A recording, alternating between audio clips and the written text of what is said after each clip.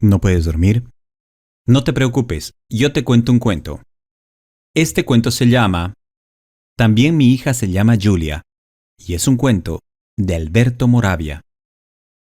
Estoy aquí el día 15 de agosto, tradicional feriado en que muchos inician las vacaciones, y estoy solo por una de esas casualidades que suelen llamarse una desgracia imprevista. Debíamos partir, Julia y yo, a una ciudad balnearia cercana de Roma. A último momento me entero de que no iremos solos, también vendrá un cierto Tulio, por quien últimamente Julia se hace acompañar al cine. Tulio, un amigo, según Julia, un puro y simple amigo, y así sea. Pero también el 15 de agosto. A estas protestas mías ha contestado con la habitual jerga psicoanalítica. A ti te gustaría hacerme creer que estás celoso. En realidad, en tu inconsciente, deseas que te traicione. Ignoro por qué, ante esas palabras, salté como una furia. Ah, lo piensas así. En ese caso, es mejor que no nos veamos más. Y ella, con calma desconcertante, también yo pienso que es lo mejor. Entonces, adiós. Adiós. Ahora me pregunto por qué rompí con Julia, o más bien, por qué no rompí antes. En síntesis, ¿por qué he llevado adelante durante 2 largos años una relación tan estéril e irritante? Me lo pregunto tendido en el diván del estudio, en el silencio de la fiesta estival. Pero me lo pregunto a medias, sin ganas. En realidad, la sensación de estar por fin libre después de 2 años de esclavitud sentimental, en vez de estimularme, de embriagarme, actúa sobre mí como un somnífero. Como si el hecho de haberme librado de Julia me diera el derecho a dormirme, en vez de proporcionar las respuestas de varias preguntas. Sí, me digo, parafraseando el Hamlet, dormir, tal vez soñar. Pero en todos los casos, suspender por un breve lapso lo real, como se suspende una función teatral por un desperfecto de las luces. Pienso estas cosas y entre tanto voluptuosamente me saco con los pies los zapatos y los lanzo lejos. Me desabrocho el cuello, me aflojo el nudo de la corbata, me suelto la hebilla del cinturón. A continuación, tras echar una mirada circular a mis queridos libros, tantos y tan inútiles como para agradecerles que velen por mi sueño de intelectual liberado, me adormezco. No duermo mucho, quizá 10 minutos, y duermo con la sensación de que lloro a Julia y de que me gustaría ser despertado por ella. Después, aún en medio del sueño, escucho la campanilla del teléfono. Una campanilla fuerte y agresiva hace pensar en los teléfonos que se oyen en las películas. Pienso para mis adentros, sin dejar de dormir. Dejémoslo insistir, llegado a cierto punto se hartará. Y sé que estoy pensando en Julia. Pero el teléfono no se cansa y entonces salto del diván y levanto el tubo. La voz de Julia pregunta, ¿está el profesor? En el acto experimento un sentimiento de alegría, mezclado desde luego con impaciencia. Y respondo, sí, el profesor. ¿De qué se trata ahora? De que debemos hablar. En tono de impaciencia, como quien habla a un alumno ignorante, digo, sabes muy bien que en estos 2 años hemos hecho de todo excepto hablar. Entre nosotros no hay comunicación, ya deberías haber comprendido. Será una cuestión de generación, de cultura o de lo que sea. Pero me sucede contigo lo mismo que con mi hija. No nos entendemos, somos 2 perfectos extraños. Y entonces, ¿para qué seguir? No, esta vez debemos hablar en serio, para entendernos, para dejar de ser extraños. ¿Hablar de qué? Permanece un instante en silencio. Después, con cierta indecisión, dice, ya sé lo que piensas, que yo me expreso en términos de, ¿cómo lo llamas tú? Psicoanálisis. Sí, psicoanálisis. Sin embargo, es necesario que hablemos de nuestra relación, es decir, de nosotros dos, o sea, del hecho de que si bien yo sé con certeza que tú eres al mismo tiempo mi padre y mi hijo, tú te obstinas en ignorar que yo soy al mismo tiempo tu hija y tu madre. ¿Esto es lo que llamas hablar? Y así, en tanto que yo no pido nada mejor que no modificar nada, porque se puede cambiar de hombre, pero no de padre o de hijo, tú en cambio quisieras cambiar todo, porque no te das cuenta de que se puede cambiar de mujer, pero no de madre e hija. ¿Y tú llamas hablar a esto? Calla un instante. Después, pregunta con cautela.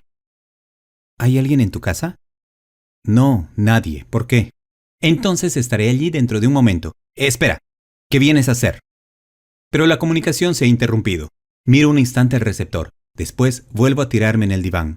Dijo que vendría dentro de un momento. ¿Qué quiere decir un momento? ¿1 hora, 2, 10 minutos, 20? Naturalmente estoy al mismo tiempo satisfecho e insatisfecho. Aliviado y oprimido. Deseoso e indiferente. Es lo normal. Sin embargo, la frase de Julia, debemos hablar, despierta en mi memoria un eco tan indudable como misterioso. ¿Quién ha dicho debemos hablar en mi más reciente pasado? Con seguridad, alguien que entendía la frase no ya en el sentido psicoanalítico y prefabricado que le otorga Julia, sino literalmente. Y en efecto, junto con la frase, el eco me transmite el tono con que la frase fue pronunciada. Doloroso, desesperado. Hablar, o sea, explicarse, comprenderse, pero ¿quién la dijo? Un nuevo campanilleo interrumpe estas reflexiones. Pienso que es Julia. Esta vez me digo, le informaré con la máxima firmeza de que no quiero absolutamente hablar. Levanto el receptor y pregunto con violencia.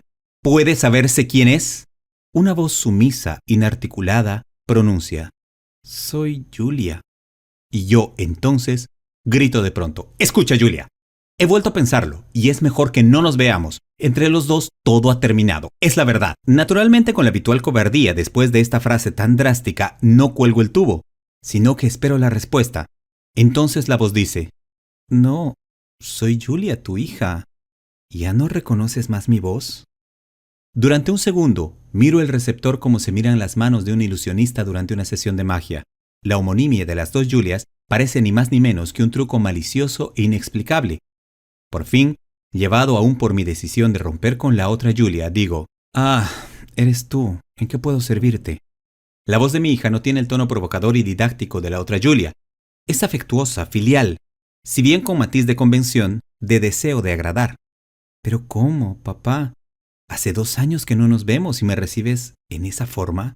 Cuando me fui de casa no hacías más que repetirme, nosotros dos tenemos que hablar. Y bueno, papá, he venido para que hablemos. ¿Te disgusta? No, pero esperaba a otra persona. Una mujer que se llama Julia como yo. Papá. No tiene nada de extraño. Julia es un nombre bastante común. Una Julia que no puedes soportar, a quien ya no quieres ver. Y bien, en vez de ella voy yo, y en esta forma te doy también una buena excusa para despedirla. Le dirás, estoy aquí con mi hija, no puedo recibirte. Pero ya está por llegar. Llegaré ahí antes que ella. Estoy aquí abajo, en el bar de la plaza. ¿Sola? Desde luego, ahora voy. Me siento en el acto, tan angustiado que no logro abrocharme el cuello de la camisa, reanudarme la corbata, porque había sido yo, precisamente yo, el padre que había dicho a la hija de 18 años cuando quería irse de la casa, nosotros dos debemos hablar. Y ella había contestado perversa y despectivamente que no tenía interés alguno por lo que el padre pudiera decirle. Yo había sido ese, y ahora no me parecía ya tan casual que un mes después de la fuga de mi hija, me hubiera encontrado con la otra Julia, también de 18 años y también en fuga. Me saco la corbata, voy a la ventana, me asomo y miro a la plaza 4 pisos más abajo. Es una pequeña plaza de la Roma barroca con sus edificios de vivienda, su restaurante, su bar, sus comercios, cerrado por el 15 de agosto. Desde aquí se ve el adoquinado desierto, oculto habitualmente por los automóviles estacionados. Hay un solo automóvil, en una esquina a la sombra. De pronto mi hija sale del bar y camina en diagonal a través de la plaza, en dirección a ese automóvil, contra el cual se apoya de pie el habitual individuo, joven, debidamente barbudo y melenudo. Mi hija le habla, el hombre le contesta. Entonces me retiro de la ventana y por un estrecho corredor revestido de libros, voy a la puerta de entrada, justamente a tiempo para oír que el ascensor en la planta baja empieza a subir de un piso a otro. ¿Quién llamará a mi puerta ahora? ¿Julia o bien Julia? La Julia, mi muchacha, digámoslo así, que me anunció estaré allí dentro de un momento, o bien Julia, mi hija, que me dijo estoy en la plaza, ahora voy. Y entre tanto, ¿quién deseo yo que se presente en el umbral? He aquí el rumor del ascensor que se detiene en el piso. Alguien sale, cierra la puerta, da un timbrazo corto y reciente. Voy a abrir, con el extraño deseo de que sea una tercera mujer, tal vez mi esposa de la que vivo separado desde hace muchos años. O si no una tercera Julia, que no sea mi hija y al mismo tiempo no se considere mi hija. Que no tenga un joven barbudo que espera allí abajo ni un cierto Tulio que la acompañe al cine. Me armo de coraje y abro. Es Julia, la muchacha Julia, tal como en el fondo lo esperaba, pequeña de cabeza grande y persona diminuta, ojos enormes y boca caprichosa, con esa gracia indefinible que poseen a veces las mujeres de modesta estatura. Automáticamente digo, esperaba a mi hija. ¿Quién, Julia? Acabo de verla allá abajo en la plaza hablando con un fulano. Bueno, le dirás que estás ocupado, que vuelva mañana. Quédate tranquilo, te necesita, volverá. Me precede por el corredor contoneándose ligeramente, como complacida por su propia gracia. Agrega, y además, ¿cuántas hijas más quieres? ¿No te basto yo? Fin.